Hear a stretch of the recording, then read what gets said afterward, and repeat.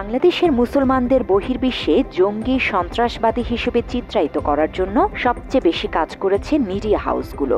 আবার কৌশলে উস্কানি দিয়ে দেশের মুসলিমদের সহিংসতায় জড়ানোর চেষ্টাও করেছে সংবাদ মাধ্যমগুলো। আর এ কাজ সবচেয়ে বেশি করেছে প্রথম আলো। এবারের ঈদে কার্টুনেকে দেশবাসীকে ঈদের শুভেচ্ছা জানিয়েছে প্রথম আলো। তাদের কার্টুনে ঈদের চাঁদের পাশাপাশি সামনে দুজন কিশোর কিশোরীর ছবির নিচে আরো কয়েকজনের ছবি দিয়ে কার্টুন আঁকা হয়। তবে ঈদ মোবারক লেখার নিচে একটু কুকুরের ছবিও দিয়েছে প্রথম আলো।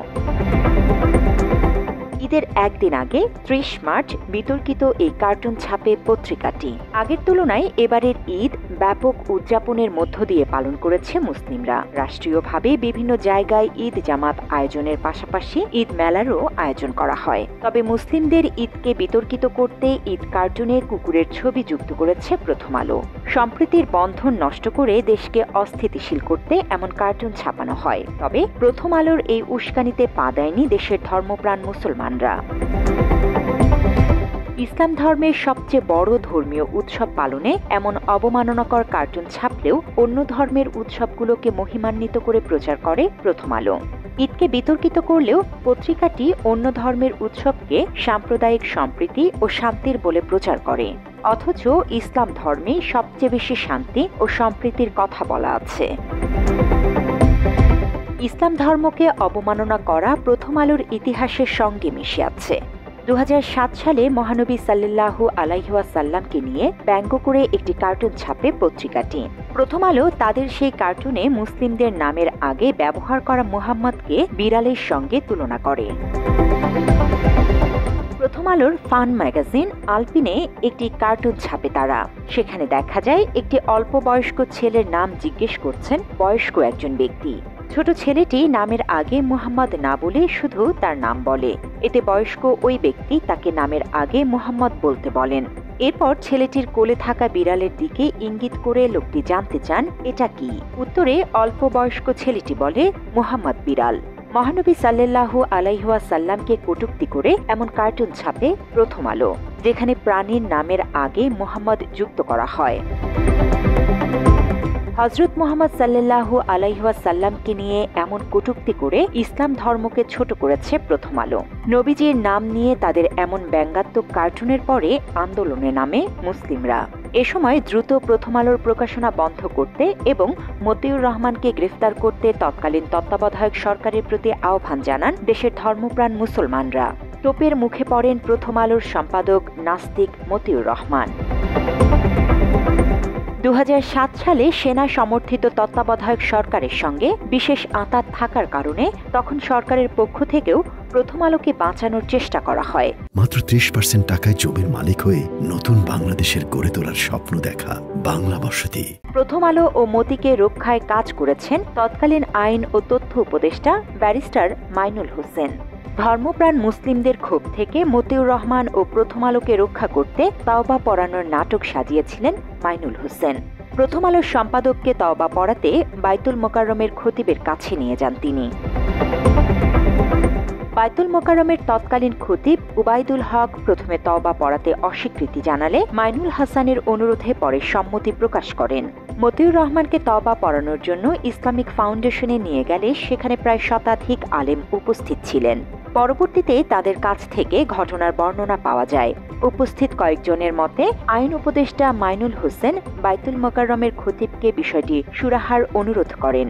জবাবে খতিব জানান কিভাবে এর সমাধান হবে। মতিকে উদ্দেশ্য করে তিনি বলেন, উনি যে পাপ করেছেন তা ক্ষমার অযোগ্য। ওনার বোঝা উচিত ছিল এটা মুসলিম সংখ্যাগরিষ্ঠ দেশ। কথার জবাব দিতে গেলে মতিউর রহমানকে ধমক দিয়ে থামিয়ে দেন বাইতুল মোকাররমের খতিব। বলেন, আপনি চুপ করুন। বাইতুল মোকাররমের খতিব বলেন, আপনি কিভাবে এমন ধৃষ্টতা দেখানোর সাহস পেলেন? পরে মাইনুল হোসেনের জোরাজুরিতে মতিকে তওবা পড়ান তিনি। এ সময় বাইতুল মোকাররমের খতিব বলেন, আপনাকে তওবা পড়তে হবে খাস দিলে, তওবা পড়া ছাড়া আর কোনো ক্ষমা নেই। এ সময় ইসলামিক ফাউন্ডেশনের সভাকক্ষে বাইতুল মোকাররমের খতিবের কাছে প্রথম আলো সম্পাদক ওয়াদা করেছেন জীবনে কখনো আর ধর্মে আঘাত আসে এমন কিছু প্রকাশ করবেন না। তবে মতিউর রহমান তারই ওয়াদা রাখেননি। এবারের ঈদেও এরকম ঘটনা ঘটিয়েছে প্রথম আলো। গাজীপুরের কাপাসিয়ায় রাজনৈতিক কারণে বন্ধ হয় নাটকের মঞ্চায়ন। তবে প্রথম আলো হেডলাইন করে, কাপাসিয়ায় মুসল্লিদের মাথায় আপন দুলাল নাটকের মঞ্চায়ন বাতিল। পরে পুলিশ সদর দপ্তর থেকে জানানো হয়, বিএনপির দুই পক্ষের দ্বন্দ্বে স্থগিত করা হয়েছে নাটকের মঞ্চায়ন। রাজনৈতিক দ্বন্দ্বের জেরে ঘটা ঘটনাগুলোকে মুসল্লিদের উপর চাপিয়ে দিয়ে মুসলিমদের বিতর্কিত করার সূক্ষ্ম কুকৌশল অবলম্বন করেছে প্রথম আলো। মুসলিমদের ধর্মীয় অনুভূতিতে আঘাত হানা ও বিতর্কিত করার চেষ্টা প্রথম আলোর অনেক পুরনো অভ্যাস। শেখ হাসিনা ও ভারতের মদদে দাড়ি টুপিওয়ালাদের জঙ্গি সাজিয়ে মুসলমানদের দমনও করতে চেয়েছে প্রথম আলো। সেই 2009 সাল থেকে প্রথম আলো ডেইলি স্টার আমার চোখের সামনে, আমি যেটা গোয়েন্দাদের জিজ্ঞাসাবাদের বলয়ের ভিতরে আমি নিজে সচক্ষে দেখে আসলাম, সেই চরিত্র 2021 সালে আবার ডেইলি স্টারের মধ্যে দেখে আসছি। এইভাবে বাংলা স্টার চলে আসছে। এরকম তথ্য অনেক, আমি আপনাকে আসলে কয়টা তথ্য আমি আপনাদেরকে দিব। মুফতি হারুন ইজহার জঙ্গি তৎপরতার সঙ্গে যুক্ত থাকার মিথ্যা অভিযোগে তাকে একাধিকবার গ্রেফতার করা হয়। আর তাকে গ্রেফতারের মূল কারণ ছিল প্রথম আলো ও ডেইলি স্টারের সংবাদ প্রচার। ট্রান্সকম গ্রুপের এই দুটি পত্রিকায় হারুন ইজহারকে হরকাতুল জিহাদের সদস্য হিসেবে খবর প্রচারের পরই তাকে গ্রেফতার করা হয়। এই গ্রেফতার হওয়ার ঠিক সপ্তাহ 10 দিন আগে একটা নিউজ ছাপে ডেইলি স্টার পত্রিকায়, এবং সেটা প্রধান হেডলাইন শিরোনামটা ছিল এরকম, ইজ হুজি টেকিং ওভার হেফাজত ইসলাম। এটা ছিল, অর্থাৎ আমাকে তারা হুজি বানিয়েছে হরকাতুল জিহাদ ডেইলি স্টার, এবং বিরাট এক রিপোর্ট তারা ছাপায়। হারুন ইজহারের মতো এমন অনেক মুফতিকে জঙ্গি সাজিয়েছে প্রথম আলো। মাদ্রাসার শিক্ষক শিক্ষার্থীদের তো ইচ্ছে হলেই জঙ্গি সাজাতো পত্রিকাটি। তাদের এই তালিকা থেকে বাদ যায়নি সাবেক সেনা কর্মকর্তারাও। অবসরপ্রাপ্ত মেজর মোহাম্মদ মহসিনুল করিমের সঙ্গেও জঙ্গি নাটক সাজিয়েছিল প্রথম আলো।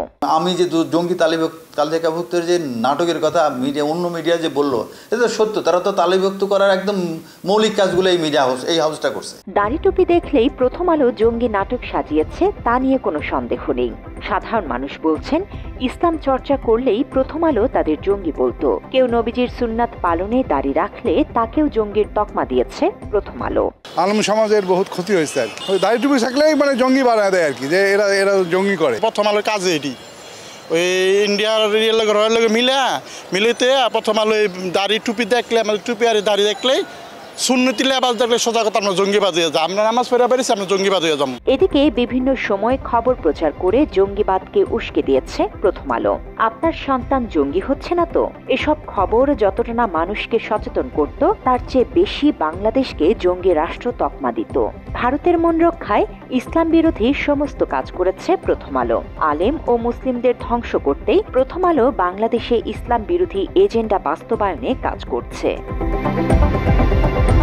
জান্নাতুল ফেরদৌস তমা, বাংলা এডিশন।